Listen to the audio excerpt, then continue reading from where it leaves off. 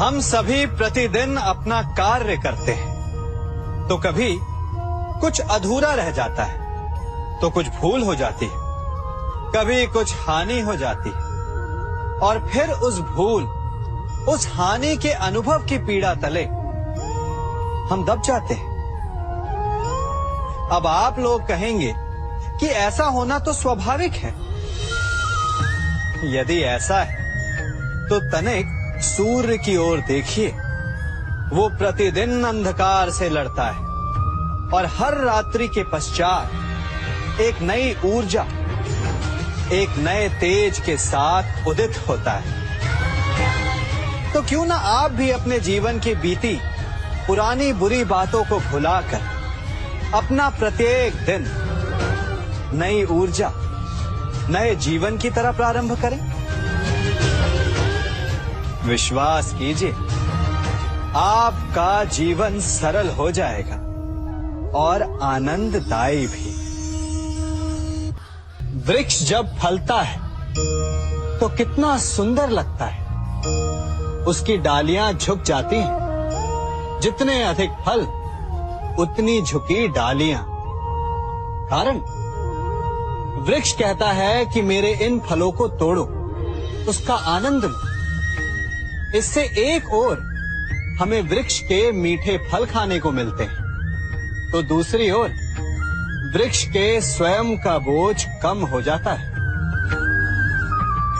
इसी भांति यदि आप सफल हैं तो अहंकारी मत बनिए, विनम्र रहिए। ये विनम्रता ही आपके बोझ को कम करेगी। और यदि आप विनम्र ना रहे, झुके नहीं, तो आप अपनी ही सफलता के फलों के बोझ से टूट कर गिर जाएंगे। समय बदलता है, ऋतुएं बदलती हैं। जब गर्मियां होती हैं तो हम उलाना करते हैं कि बड़ी गर्मी है, बारिशें कब आएंगी। और जब बारिश आती है तब हम कहते हैं कि बड़ा चिपचिप, सर्दियां कब आएंगी। और जब सर्दियां आती हैं तब हम गर्मी की प्रतीक्षा करने लगते हैं। और इसी कारण हम किसी भी ऋतु का आनंद नहीं उठा पाते। कल क्या होगा इसके विषय में सोचकर अपना समय व्यर्थ करना बंद कीजिए। ऋतुओं पर आपका कोई वश नहीं, परंतु आज के, अभी के इस पल पर, इस क्षण पर आपका वश तो है। उसे जीना सीखिए, उसका आनंद उठाना सीखिए। सबके मन का सबसे बड़ा भय क्या है? सबसे बड़ा लालच क्या है? सबसे बड़ी चिंता क्या है? तनिक विचारिए। सबके मन का सबसे बड़ा भय, सबसे बड़ी चिंता है मृत्यु। सभी सोचते हैं, सभी भय खाते हैं कि कहीं मृत्यु ना आ जाए। सभी लालच करते हैं कि कुछ दिन और जीने को मिल जाए। सभी आशा करते हैं कि वे कभी ना मरे। और इसी मृत्यु के भय के कारण ही आप उस जीवन की उपेक्षा कर देते हैं जिसे आप जी रहे हैं। क्या कभी आपने सोचा कि आप मृत्यु से भयभीत क्यों होते हैं? क्योंकि आप जीवन में वो कर नहीं पाए जो आप करना चाहते हैं। और जो आप करना चाहते हैं वो कर पाना तभी संभव होगा जब आप मृत्यु के भय से निकलकर अपने जीवन के हर पल का उपयोग करना सीख जाएंगे। तो मृत्यु के भय से बचने का केवल एक ही मार्ग है, एक ही मंत्र है। अपने जीवन के हर पल को जियो। वृक्ष मुझे बहुत प्रिय है, बहुत अच्छे लगते हैं। आपको भी अच्छे लगते होंगे। कारण ये है कि वो हमें छाया देते हैं, अपनी शीतलता देते हैं, शांति देते हैं। परंतु मुझे वृक्ष एक और कारण से अच्छे लगते हैं। और वो कारण है वो सीख जो एक वृक्ष हम सभी को देता है, और वो सीख है अमरता। एक वृक्ष कभी नहीं मरता। मरने से पूर्व वो अपने जैसे कई वृक्ष अपने बीजों के द्वारा संसार को दे जाता है। तो अमर होने का केवल एक ही मार्ग है, और वो है जो आपके पास है, वो संसार को दो। अपना ज्ञान, अपना अनुभव, अपना आनंद बांटने में कंजूसी ना करें, कभी कृपण ना हो, तो आप संसार में सदा जीवित, सदा अमर रहेंगे।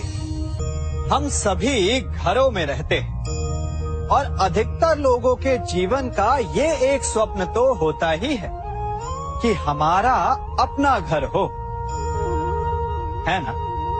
और बड़ी अद्भुत बात तो ये है कि कुछ समय के पश्चात हम उस घर को विस्तृत करना चाहते हैं, उसका आकार बदलना चाहते हैं, उसकी रूपरेखा बदलना चाहते हैं, क्योंकि इसमें आनंद भी है।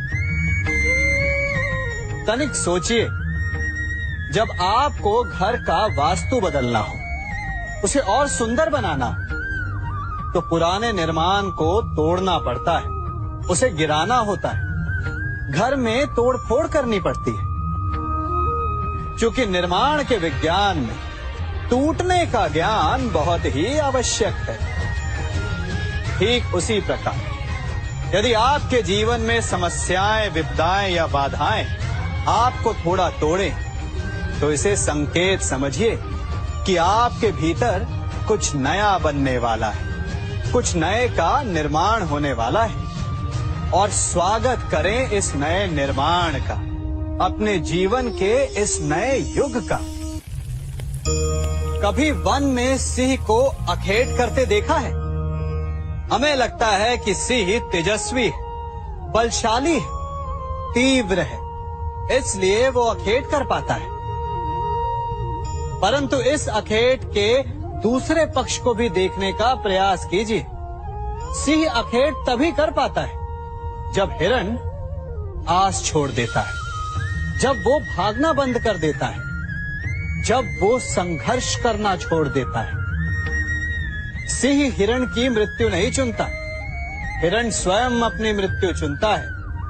ठीक उसी प्रकार असफलता हमें नहीं चुनती, हम असफलता को चुनते हैं।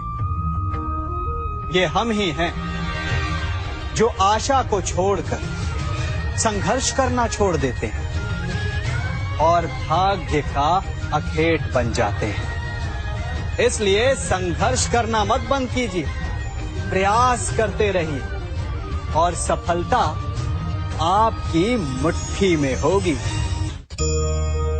जब घर में अंधकार छा जाता है तो प्रकाश लाने के लिए आप क्या करते हैं? दीपक ढूंढते हैं और उसकी लौ को प्रज्वलित करते हैं, और फिर अंधकार अपने आप दूर हो जाता है। अब आप कहेंगे कि इसमें कौन सी नई बात है? यदि अंधकार को दूर करना है तो दीपक की लौ को प्रज्वलित तो करना ही पड़ता है।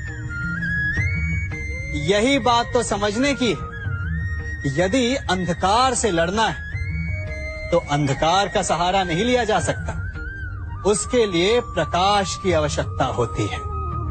घृणा का अंत करना है तो उसे घृणा से अंत नहीं किया जा सकता, उसे प्रेम की आवश्यकता होती है। शत्रुता का अंत शत्रुता से नहीं किया जा सकता, उसे क्षमा की आवश्यकता होती है।